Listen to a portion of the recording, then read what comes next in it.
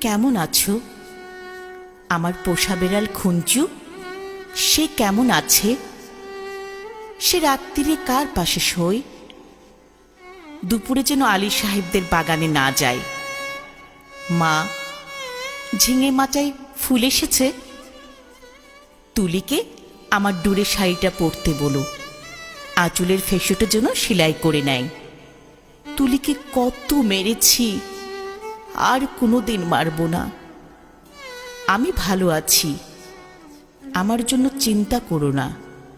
মা, তোমাদের ঘরের চালে নতুন খড় দিয়েছ? এবারে বৃষ্টি হয়েছে খুব। তরফদার বাবুদের পুকুরটা কি ভেসে গেছে? কালু ভুলুরা মাছ পেয়েছে কিছু? একবার মেঘের ডাক শুনে কই মাছ উঠে এসেছিল ডাঙায়। আমি আম গাছতলায় দুটো কই মাছ ধরেছিলাম। তোমার মনে আছে মা? মনে আছে আলী সাহেবের বাগানের সেই নারকোল? চুরি করে আনিনি, মাটিতে পড়েছিল, কেউ দেখেনি। নারকোল বড়ার যে স্বাদ এখনো মুখে লেগে আছে। আলী সাহেবের ভাই মিজান আমাকে খুব আদর করত। বাবা একদিন দেখতে পেয়ে চেলা কাঠ দিয়ে পিটিয়েছিল আমাকে। আমার কি দোষ? কেউ আদর করলে আমি না বলতে পারি? আমার পিঠে এখনো সে দাগ আছে। আলী সাহেবদের বাগানে আর কোনোদিন যাইনি। আমি আর কোনো বাগানেই যাই না। সে দাগটায় হাত বুলিয়ে বাবার কথা মনে পড়ে। বাবার জন্য আমার খুব কষ্ট হয়। আমি ভালো আছি, খুব ভালো আছি। বাবা যেন আমার জন্য একটুও না ভাবে। তুলিকে এখনো ভূতের ভয় পায় মা। তুলি আর আমি পুকুর ধারে কলা বউ দেখেছিলাম। সেই থেকে তুলির ফিটের ব্যারাম শুরু হলো। দাদা সেই কলা গাছটা কেটে ফেলল। আমি কিন্তু ভয় পাইনি। তুলিকে কত খেপিয়েছি। আমার আবার মাঝরাত্রে সেই কলা বউ দেখতে ইচ্ছে করে। হ্যাঁ, ভালো কথা, দাদা কোনো কাজ পেয়েছে। নকুলবাবু যে বলেছিল বহরমপুরে নিয়ে যাবে। দাদাকে বলো আমি ওর উপর রাগ করিনি। রাগ পুষে রাখলে মানুষের বড় কষ্ট। আমার শরীরে আর রাগ নেই। আমি আর এক ফোঁটাও কাঁদি না। মা, আমি রোজ দোকানের খাবার খাই। হোটেল থেকে দুবেলা আমার খাবার এনে দেয়। মাংস মুখে দেই, আর তুলির কথা, কালো ভুলুর কথা মনে পড়ে যায় মা। তোমাদের গ্রামে পটল পাওয়া যায় না। আমি আলু পটলের তরকারি খাই, পটল ভাজাও খাই।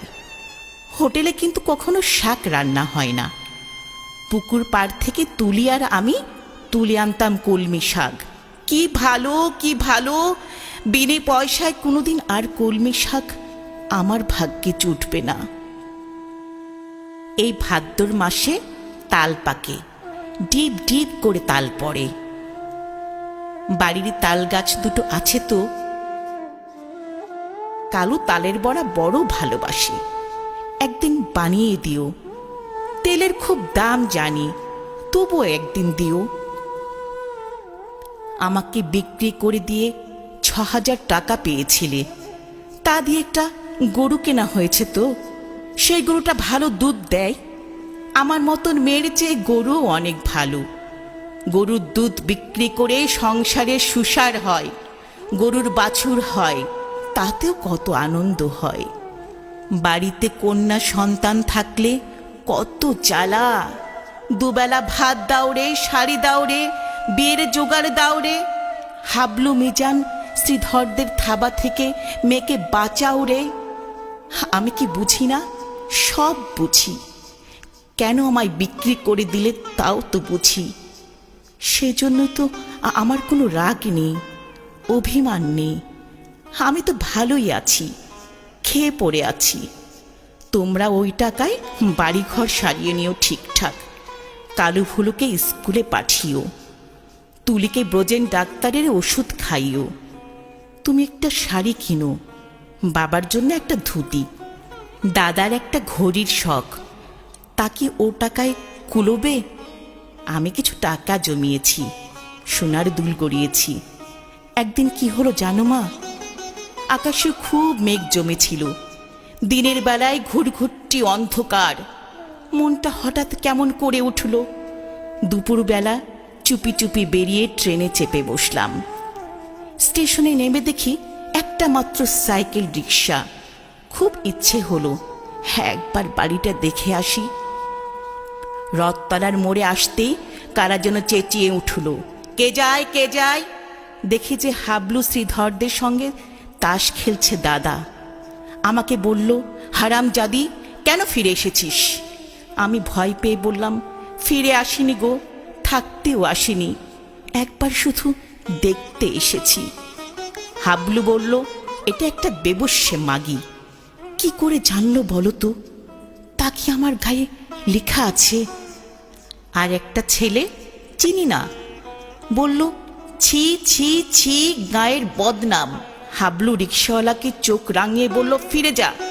আমি বললাম, দাদা, আমি মায়ের জন্য কটা টাকা এনেছি, আর তুলির জন্য।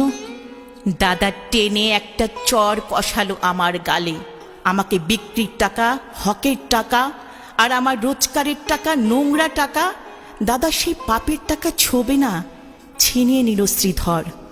আমাকে ওরা দূর দূর করে তাড়িয়ে দিল।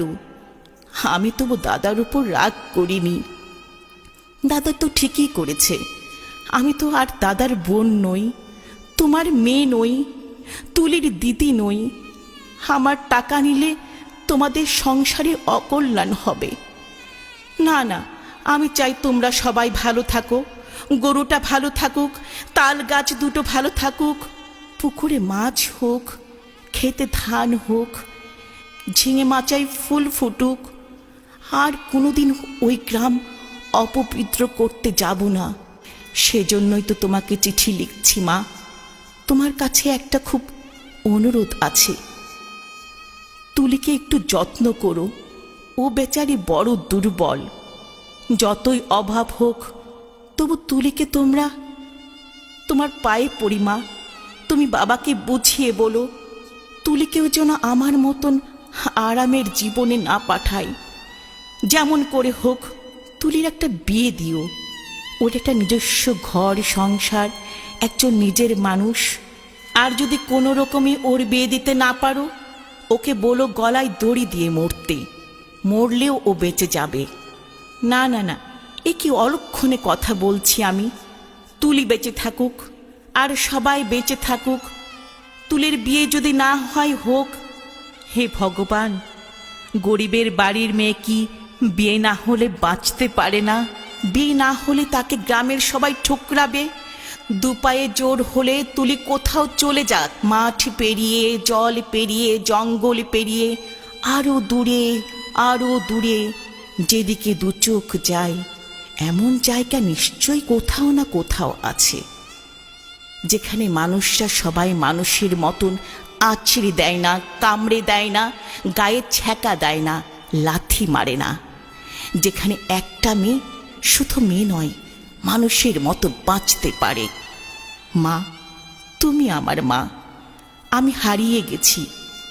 তুলিকে তুমি, তুলি যেন আমার মতন না হয়।